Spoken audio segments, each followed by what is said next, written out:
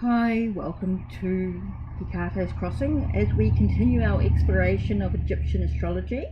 This month is Sekhmet, so we're looking at the cycle of Sekhmet at the moment. So if you're born during this month, Sekhmet is normally the god associated with war and rivalry, but when born under the sign, you are blessed with being happy and a joy to be around.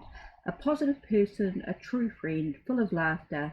You connect easily with others, athletic, make decisions with clarity quickly, patient with others when necessary, and always welcome at social events. Of course, there's a lot more to it, but that sort of gives you a general overview. So now let's have a look. We've explored Auset Egyptian Oracle cards, so let's have a look and see what the meaning is here. Talks about change and healing. So it looks like there's a lot of changes and a lot of healing going on this month as well. So let's have a look and see. Now, what card number is Sekhmet? It's card 35. So let's have a look and see what it says in the book.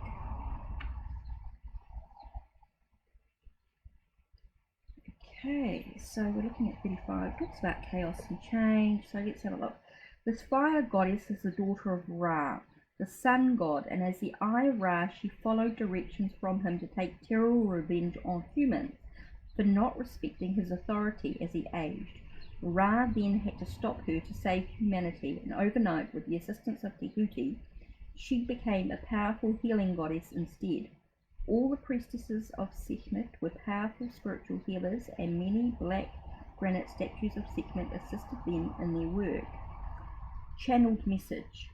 I come to you as I stand in my chapel at Karnak Temple. My energy resides in my many statues through the ceremony of intention, called opening the mouth, so know I still exist.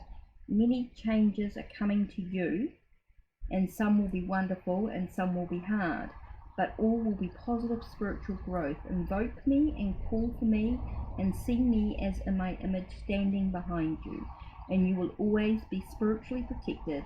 Keep me as your ally when you need more personal power, and do not be scared of me or your own powers. The card meaning was abundance. All you require will come to you at the right time. With love, take care with relationships that do not nourish you, and if you ask me, I will move those persons gently away from you. Work and career. Many changes coming, might not feel comfortable at first, but your spiritual transformation is initiating these for you, and all will be well in time. With travel, Sekhmet is calling you back to her in Egypt or to study Egyptian healing. Health, dramatic changes, sudden healing, or at a time to move upwards to the spiritual realms. Family, some family might not like your new sense of personal power, but relative peace will come soon. Future, changes and challenges that accompany them, you can best quickly overcome the challenges with spiritual processes and energy healing. So that's quite interesting when you look at all the changes and healing going on for the month of Sekhmet. Okay, so let's have a look in this card now with the tarot card of the Dark Goddess Tarot, of course. So let's have a look at the sun. Of course, it's related to the sun, and the sun to me is about joy and happiness and contentment, things being exposed, opened up, and a lot more. So let's have a look and see what it says about Sekhmet, or the lioness of the sun, the eye of Ra. I'm not going to go into all that, but let's have a look at the message. The situation challenges you to exert your own utmost power and influences. Be strong, be mighty, be unapologetic, devour your fears. Do not let small things trouble you now. Juice up your life, drink in the sweetness, play in the sun, give your one precious life all your blood, sweat and tears. Letting your passion roar makes life beautiful and momentous. Own your rage, your outrage. Out the evildoers. Stillness and silence do not protect you. Ferocity does, but take care not to punish the innocent on the way. Remember to have a sweet side. Burn away the corruption that clings to your spirit by feeding your spirit what makes it whole and strong and on fire from within.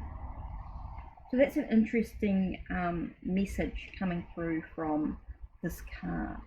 So take a moment to reflect on that message and what it may mean for you at this time. Now let's use Tarot of Cleopatra. Sorry, excuse me. And see what message comes through on a deeper level. So just take a moment to take a breath.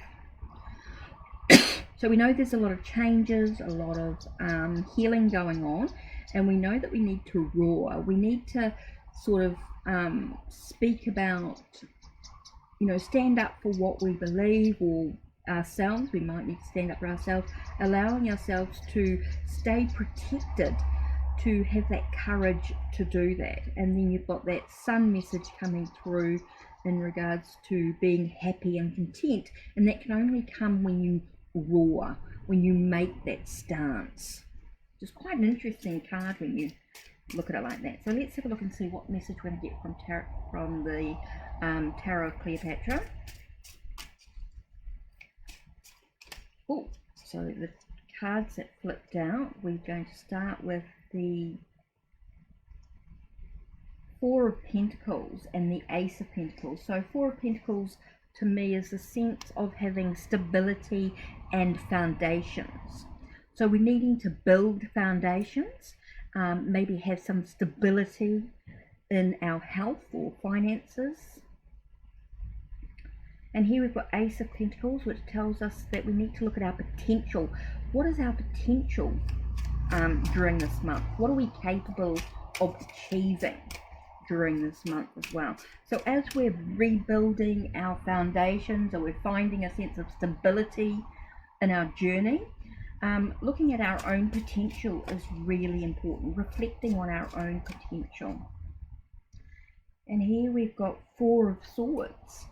So the sense of, again, we have the stability of mind, of our ideas, our plans, and what we want to do. Maybe using our plans and ideas, we're building foundations in what we want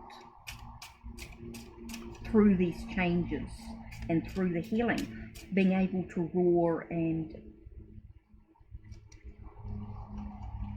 here we've got Six of Chalices.